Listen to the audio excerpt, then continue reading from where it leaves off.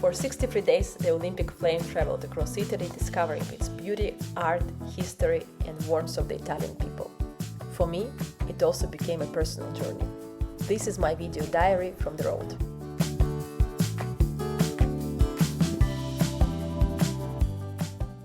Hi everyone, I'm Alisa, and this was my very first try at filming the journey. There was no clear plan for what I would film or how long the video would last. I just decided I wanted to document the experience day by day. Not only to share it later, but also to remember it myself, to create a kind of video diary.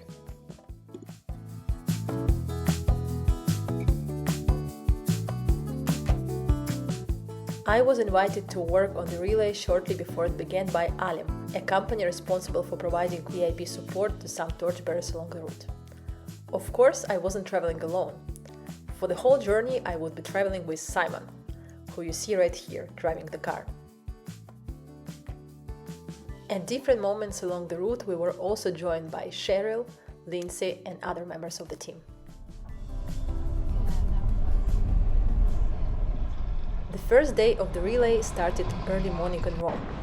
We came to the headquarters of CONI, the Italian Olympic Committee, and here for the first time I've seen the Olympic torch and the lantern carrying the original flame from Olympia, Greece. That morning I met the Milano Cortina torch relay team for the first time too.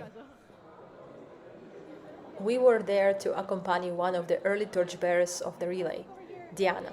She was the torchbearer number 36 of the whole relay, meaning that only 35 people had carried the flame before her.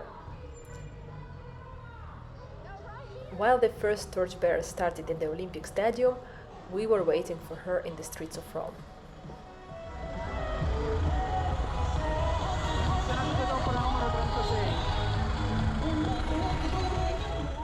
And soon we've seen the torch kiss, the moment when the torchbearer passes the flame to the next one. The flame moves accompanied by a great number of people and vehicles. Police cars and motorcycles, support vehicles from Milano Cortina, and trucks and cars from sponsors. Benvenuta all'interno del convoglio della famiglia Coca-Cola. After Diana finished her section, we moved to another part of the city where the next group of torchbearers was preparing. Before each section of the relay, torchbearers gather for a short briefing where they receive their uniforms and instructions. Telefono numero 114, è tutta tua la fiamma. During the day, we followed several torchbearers across the city.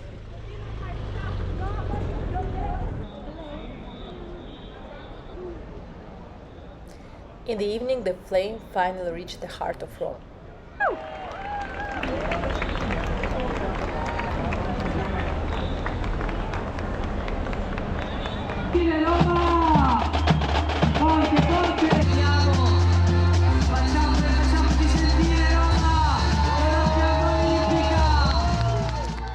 This was the first time we witnessed a daily celebration of the Olympic flame. The final torchbearer brings the flame onto the stage and lights the ceremonial cauldron, making the official end of the relay day.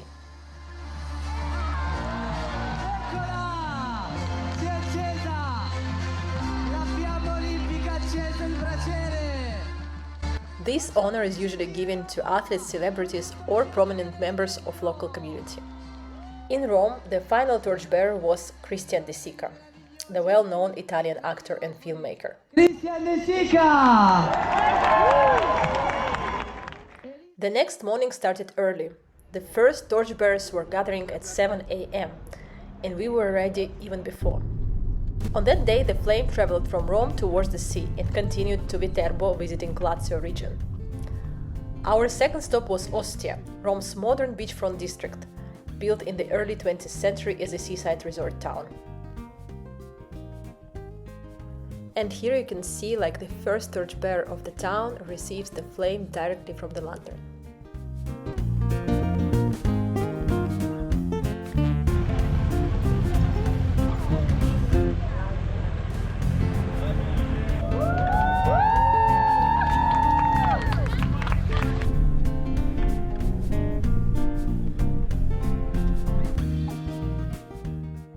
On day 3 from Viterbo we arrived to Orvieto, a charming town with amazing views and ancient origins in Umbria region.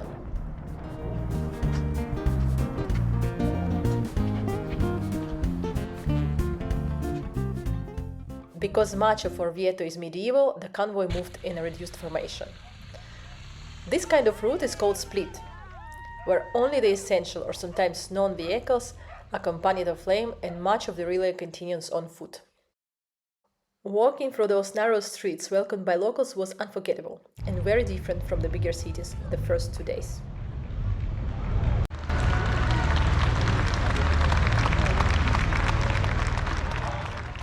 Of course, we couldn't leave Orvieto without visiting its beautiful cathedral, the Duomo.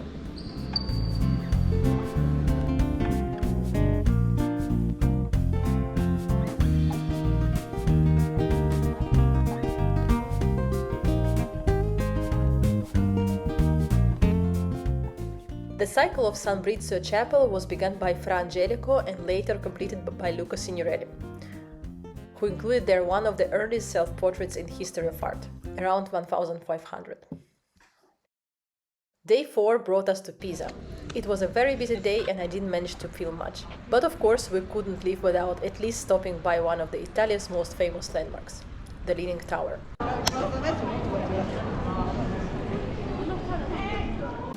On day 5 we continued our journey through Tuscany. We were based in Siena but moved to different smaller towns around.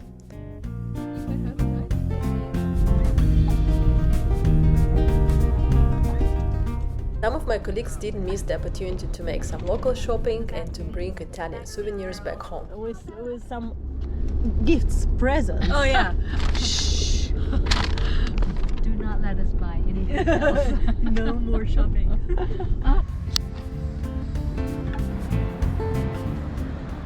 On day 6 we arrived at Volterra, a beautiful town in the middle of Tuscany.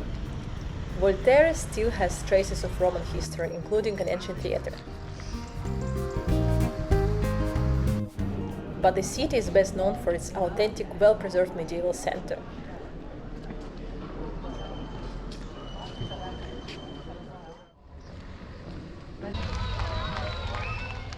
The relay began just outside of the city walls.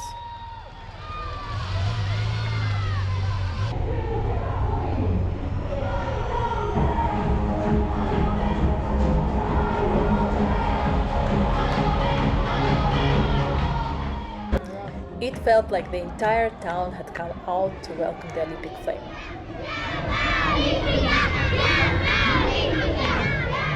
On the main square we were greeted by children waiting for the torchbearers and the convoy to arrive. Salutate la fiamma! Festeggiate insieme a noi! Ciao bimbi!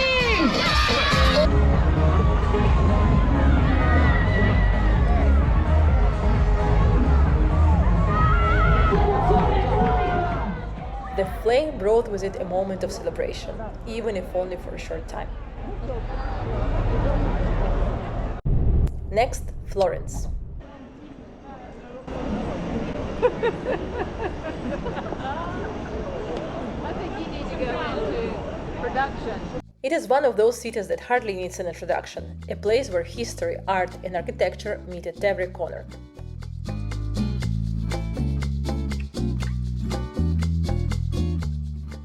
I've been in Florence many times before and I can assure you that coming here is always a good idea. For me, it's kind of quintessence of Italian beauty.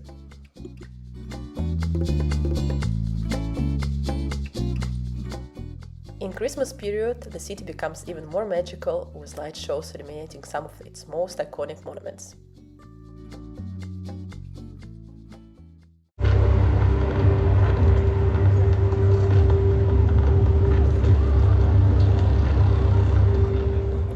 This time, our torchbearer slot was right in the center of the city, in Piazza delle Signorie, under the Gates of David.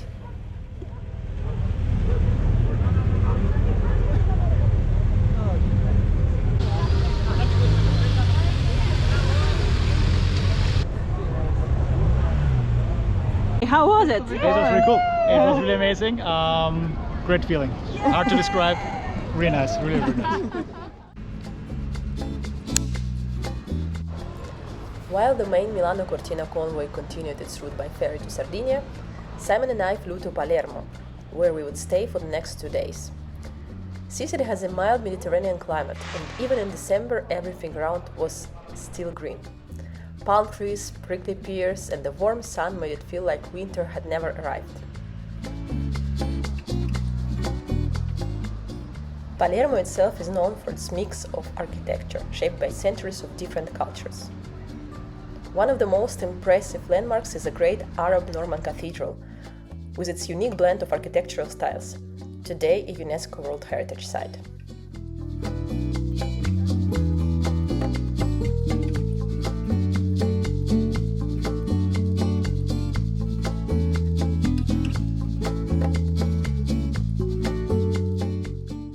But Palermo is also famous for its lively food markets and of course its desserts and especially the iconic Sicilian cannoli.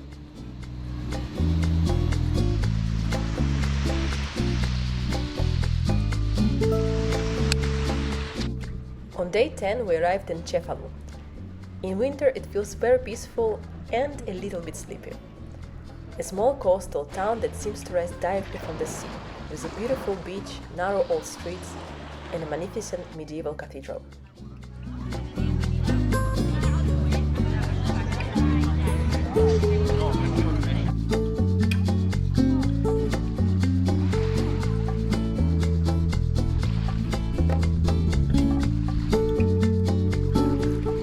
It was one of those places that instantly makes you want to come back and stay a little longer.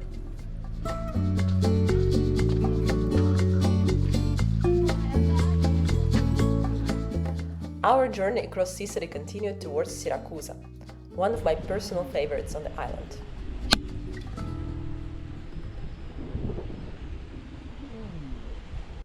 We spent 2 days there and had a chance to slow down a little.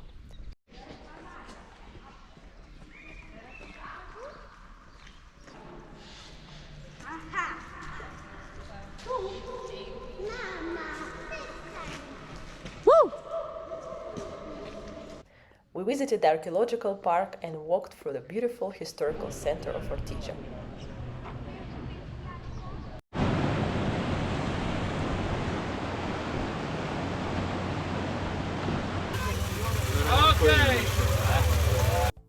The flame came here in the evening on December 17th, and it was a memorable moment for our torchbearers and I hope for the locals too.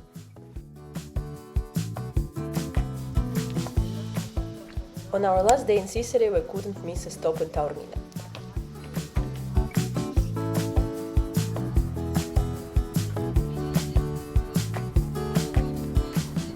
One of the most famous towns on the island, Taormina is known for its spectacular views over the sea, and every corner here looks like a postcard.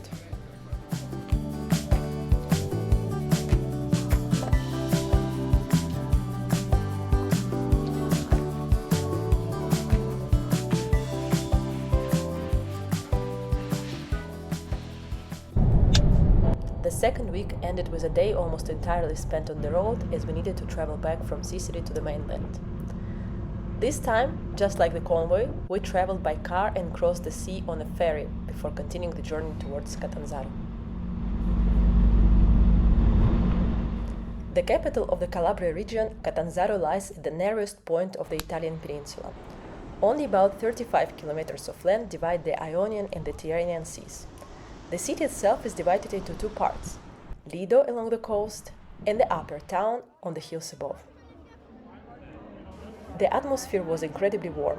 Many people came to welcome the flame and we all felt the genuine hospitality of southern Italy here.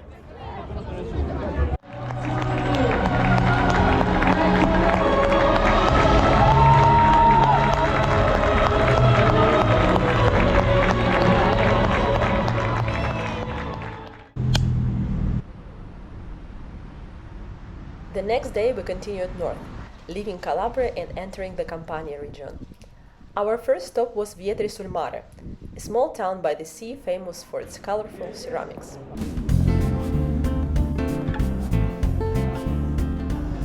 Walking through the streets you can see ceramic artworks spread out everywhere.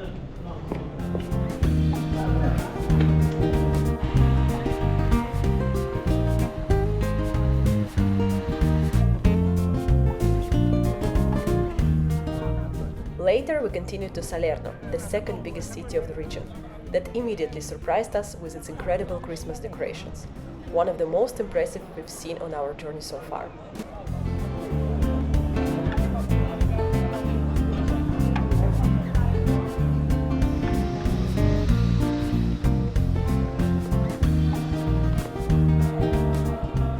I also visited the famous Cathedral of Salerno, whose most precious treasure lies underground, the splendid crypt of Saint Matthew.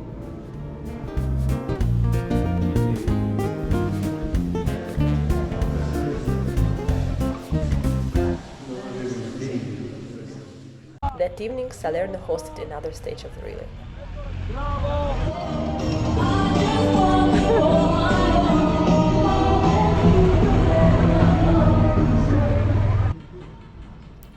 On day 17 we reached Pompeii. Erano l'unico modo per attraversare la strada. While the city center was preparing for the evening celebration, we had a chance to visit one of the world's most famous archaeological parks. Qua siamo più o meno, Pompei ha circa più di 1000 unità abitative. Tutto quello che vede è così come è stato scoperto, così come è stato scavato.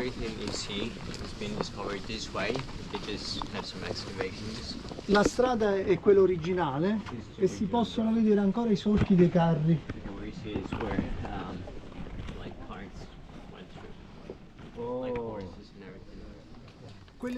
The relay there was organized as a split, meaning the convoy stayed outside and the team moved on foot.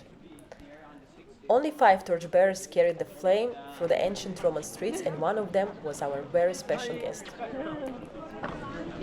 If you haven't recognized him yet, yes, it's Jackie Chan.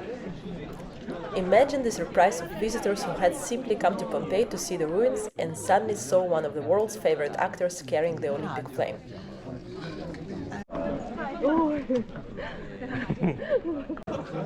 Jackie Chan has long supported the Olympic movement, and he was incredibly kind with everyone who approached him, happily taking photos and greeting fans throughout the park.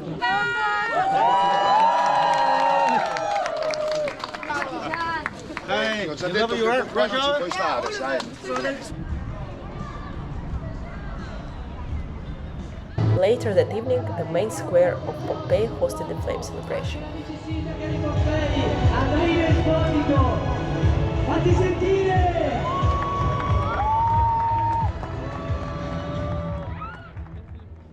The following morning, we continued to the capital of Campania region and the biggest city in the south of Italy, Naples.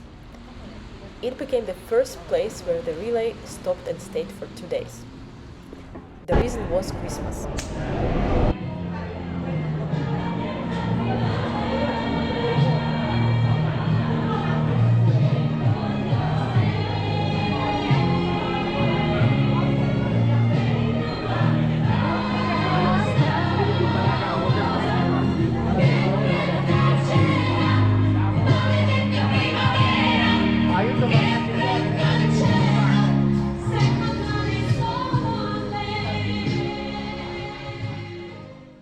December 24th and 25th are the most important celebration days in Italy, and during the entire 2 months relay, these were the only days when members of team were able to return home and celebrate with their families. Simon and I stayed in Naples, and my friend Anya joined us for a couple of days from Milan. The weather was mostly rainy, so we spent a lot of time exploring the National Archaeological Museum, which houses an impressive collection of ancient sculptures, mosaics and frescoes, many of them recovered from Pompeii and Ercolano, after the eruption of Mount Vesuvius.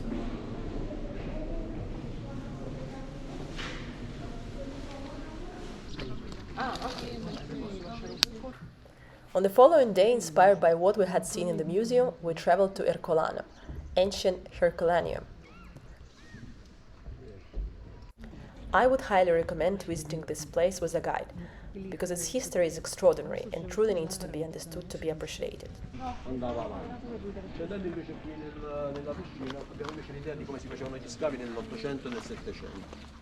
Unlike Pompeii, which was buried under ash, Ercolano was covered by a massive wave of volcanic mud and lava during the eruption of Vesuvius in 79 AD.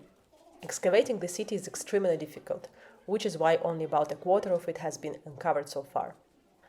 Archaeologists had to literally cut through the layers of hardened volcanic rock many meters deep to bring the city back to light.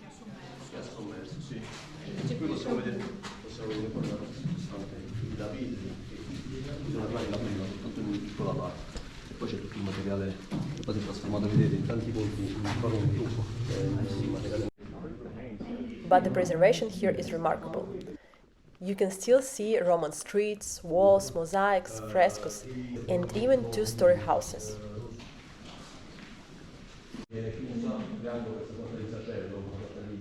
In some places, wooden elements such as doors and furniture survived, something almost impossible to find elsewhere in the Roman world. Where you now see the rock on the left, there was once the sea, and many people sought shelter in the ancient port structures, hoping to escape by rescue ships. But together with the entire city, they were buried there by the giant and unstoppable volcanic surge.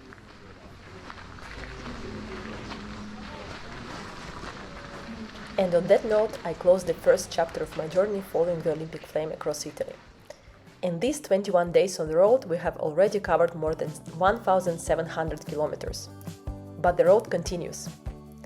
In the next part, we will visit some incredible places: Matera, Lecce, Alberobello, before heading further north towards the beautiful lakes, unforgettable Venice, and of course Milano Cortina in Milan, the future hosts of the Winter Games.